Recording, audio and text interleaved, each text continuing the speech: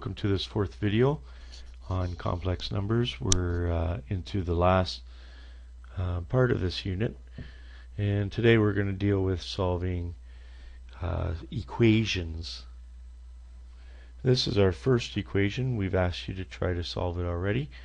X to the fourth equals 1 for all complex numbers. Now be careful here if you try to solve it and all you got was the answer 1. There are 4 different solutions in complex numbers. Let's just take a look at how we would get those. First of all, we would subtract 1 from both sides. So we would get x to the fourth minus 1 equals 0. This is the difference of squares. Leaves us with x squared plus 1 and x squared minus 1 equals 0. Solving each of these, on the left side of it we would get x squared equals negative 1, and on the right side we would get x squared equals 1. When we take the square root, we got to take the plus or minus. Just keep that in mind. Let's take the square root, so plus or minus the square root of negative 1 here. And here we get x equals plus or minus the square root of 1. This one is obviously plus or minus 1. But this one, square root of negative 1, is of course I. So we actually get plus or minus I. So there are 4 solutions: I, negative I, 1, and minus 1.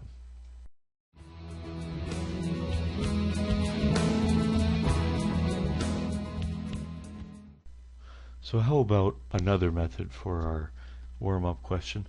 The problem with our warm-up question was that if you cannot factor it, then you will not be able to solve it. So we're going to look at this from a different point of view. Let's take the number 1 and write it in terms of polar form. So 1 is 1 plus 0i. So that means it's right there. 1, 0. So what's the modulus? The modulus is 1. So that's, if we said z equals 1 plus 0i, then the modulus of z is 1, and the argument would be 0. So that means we now have x to the fourth is equal to 1 cis of 0 degrees. But we know that 0 degrees is not the only answer. We could also do 2 pi, 4 pi, 6 pi, 8 pi, and so on. So what we do is we say it's 1 cis of 0 plus 2k pi. Or in other words, x to the fourth is equal to 1 cis of 2k pi. Let's take the fourth root of both sides. So that's the same as taking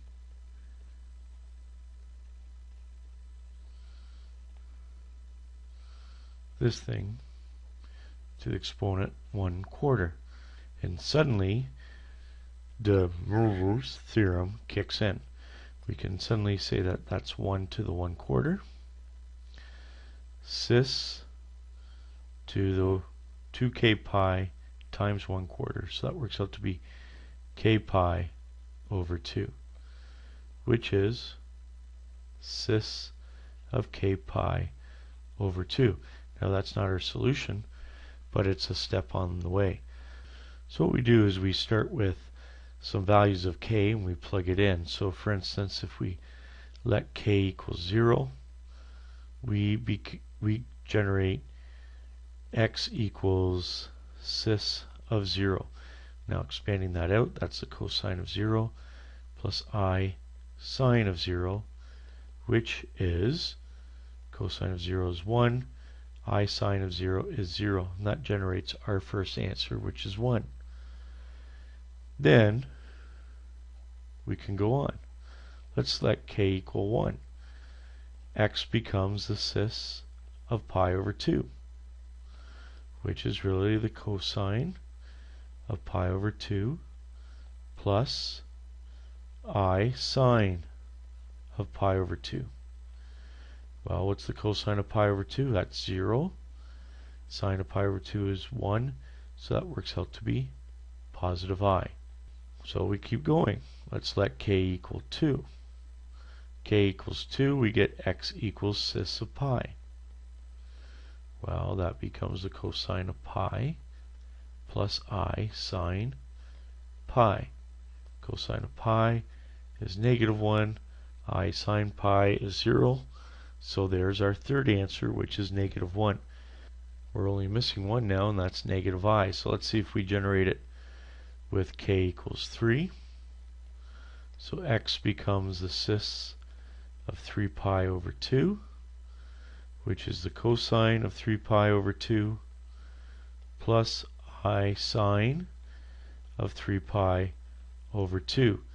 So what does that work out to be? Cosine of 3 pi over 2 is back to 0. I sine of 3 pi over 2 is -I. To recap on that question before we move on, we ended up with x equals cis of k pi over 2. That was after we used the Morse theorem. And we generate it as answers I, 1, and -1. And I'm just going to take a moment and graph these 4 points. So the first one I want to graph is I, which is right here. Then we get I, 1, -1. So I've drawn a circle through all 4 points, indicating that they are all on a unit circle. But the thing I want to also notice is look at the angle between them, or where they're placed. This is at 0, 90, 180, 270, 360, and so on and so on. Or 0, pi over 2, pi, 3 pi over 2, 2 pi. How far apart are they? They're pi over 2 apart. Look back here again. Cis of k pi over 2. This pi over 2 is actually indicating how far apart each of these solutions are on the unit circle.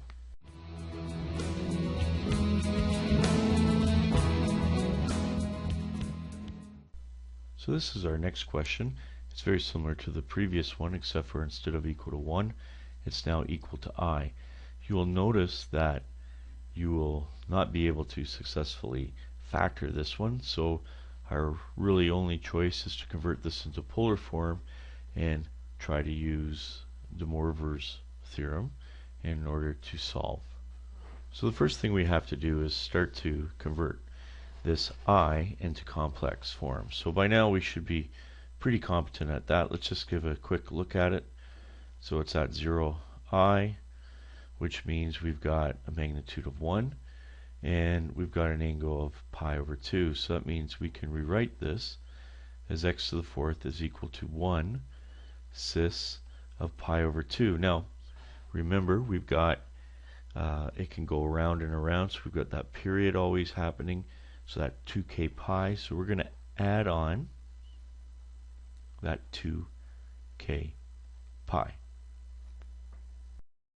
So the next thing we have to do is get rid of the x to the 4th power by taking the 4th root. So let's take to the 4th root of both sides. We'll just use a square bracket around that. And now we should be able to use de Moivre's theorem in order to simplify this. So we can put the 1/4 inside and multiply that whole thing by that 1/4. So that would become pi to the 8th plus 2/4 or 1/2 k pi, or k pi over 2. So now at this point, to finish this, let's just pick values of k and plug it in. So let's start with k equals 0. And so we're looking at x equals cis of pi over 8, which plugged in is cosine of pi over 8 plus I sine of pi over 8. And plugging those into a calculator will give us 0.92 plus 0.38i. So let's try k equals 1. So that would give us x equals cis of pi over 8 plus pi over 2. So it'd be pi over 8 plus 4 pi over 8, which works out to be 5 pi over 8. Again, plugging that in, which is cosine 5 pi over 8 plus I sine pi over 8, works out to be negative 0.38. I'm running out of room here, plus 0.92i. Let's try k equals 2. That would then be x is equal to cis of pi over 8 plus pi, which works out to be 9 pi over 8. Plugging it in, works out to be negative 0.92 minus 0.38i. And then k equals 3. X equals cis of, let's see, that would be pi over 8 plus 3 pi over 2, or 12 pi over 8, so 13 pi over 8. And again, using that calculator for our fourth root, we get 0.38 minus 0.92i. Now if we try k equals 4, you notice that would go to 2 pi, which is one round. That would go to 2 pi, which is then 9 pi over 8, which is the same as cis of pi over 8. Alright, before we leave this question, I just want to do what we did with the previous one. I want to graph these guys, these solutions. So the first one is 0.92 and 0.38, so approximately somewhere in there. Then we've got negative 0.38 and 0.92i, so we're somewhere in here. Not really worrying about accuracy. Negative 0.92 and then negative 0.38, so somewhere in here. And then 0.38 and down 0.92, so somewhere in there.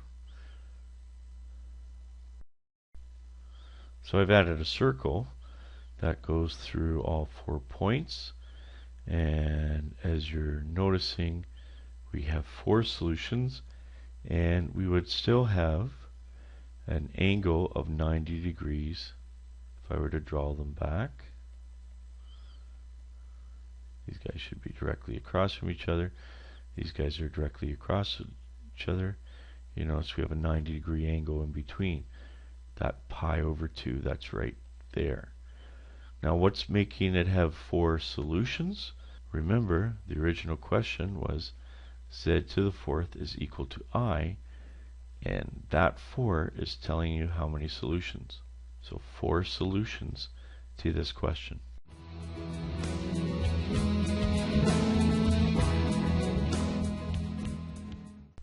This is our third and last example, and we've changed it a little bit. We still have z to the 4th, and what we're going to do is have to bring this portion over to the other side. So let's do that first. So that's going to make it negative 8 plus 8 root 3i. So just like the other two, we need to convert this into polar form. So let's do that as well. So what's the modulus of this? The modulus would be square root of negative 8 squared plus the square of 8 root 3.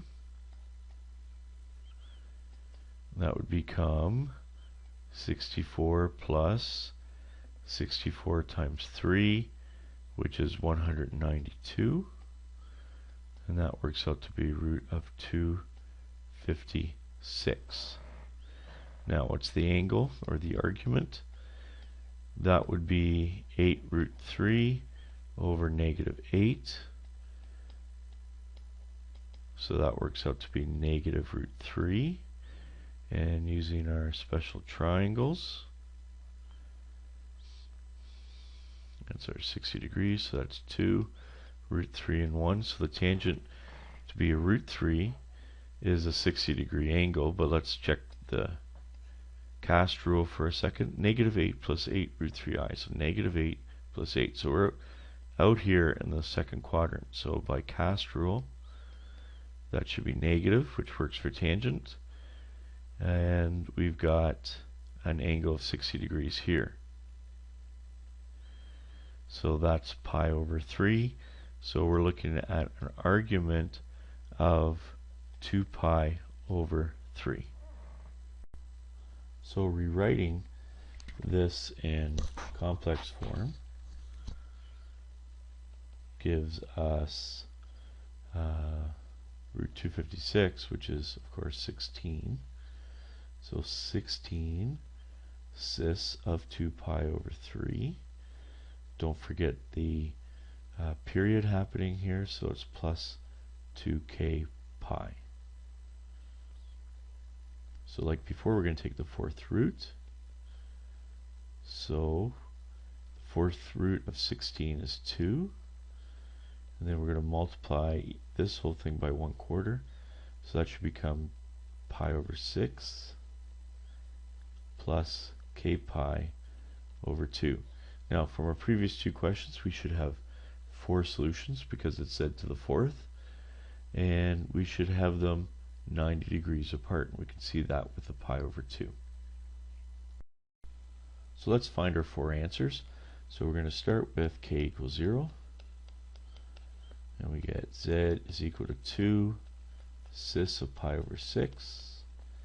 So let's take our time on this one. That would be 2 times the cosine of pi over 6 plus I sine of pi over 6, which would equal 2 times, as I expand out the 2, cosine of pi over 6 is root 3 over 2. And that would be a 2i times 1/2. So that works out to be root 3 plus I for the first one. Continuing on, letting k equal 1. So it would be the cis of pi over 6 plus pi over 2, so that would be 4 pi over 6 or 2 pi over 3. So that would be 2 cis of 2 pi over 3. That's going to be 2 times. Now we're in the second quadrant, so sine will be positive and cosine will be negative. So 2 pi over 3, we've got a pi over 3 angle. So the cosine of that angle would be negative 1/2 then, plus root 3 over 2i. We'll put the I here. Multiplying the 2 out gives us negative 1 plus I root 3. So let's do our third solution. That's when k equals 2. That's going to be z equals 2 cis of 7 pi over 6. So that's now in the third quadrant. Everything should be negative. And let's see, the first one, cosine of 7 pi over 6, which is cosine of pi over 6, which is root 3 over 2. And then the sine of pi over 6 is 1/2. So we should now multiply it out by 2 is negative root 3 minus 1. Oops, I lost my I. Minus 1i. So let's make that an I. So one left to do. We've got k equals 3. Z would then become the cis of, let's see, pi over 6 plus 3 pi over 2 would be 5 pi over 3.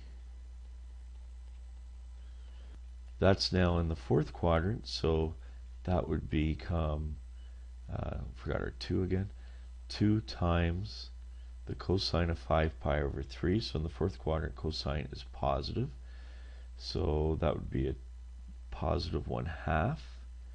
And then minus I root 3 over 2. So the 2 is going to multiply out. And that's going to leave us with 1 minus I root 3. And there are our 4 solutions. So if we showed them on a graph again, we would show that they were 90 degrees apart. It doesn't matter what we're trying to find. So what this means is if we were doing z cubed, for instance, they would be 120 degrees apart, and you would have 3 solutions. 5, if it was z to the 5th, you would take the 5th root, which would then give you 360 divided by 5, which is 72 degrees. And they would all each be 72 degrees, all 5 solutions. So keep that in mind as you do your work today. Okay guys, that's it. Everybody get out. Come on. Time to go. Come on. Let's go. Go, go, go. That's better. This was a triumph. I'm making a note here. Huge success. It's hard to overstate my satisfaction.